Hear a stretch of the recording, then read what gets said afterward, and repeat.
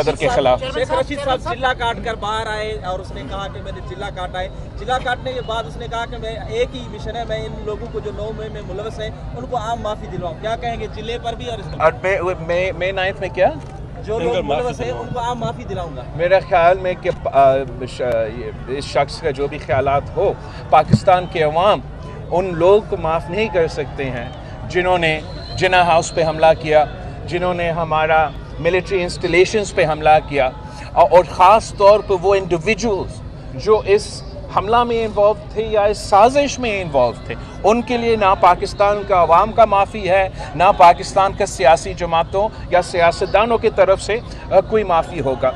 मगर साथ साथ हर बंदा तो मे 9 में मुलव्वस नहीं थे।